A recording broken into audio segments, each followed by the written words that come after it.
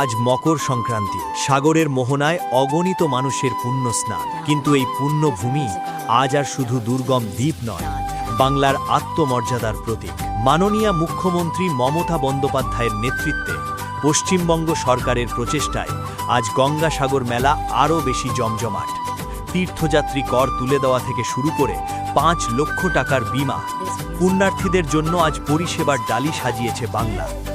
দিল্লির বঞ্চনাকে হার মানিয়ে কেন্দ্রের সাহায্য ছাড়াই শুরু হয়েছে 1700 কোটির গঙ্গাসাগর সেতুর কাজ।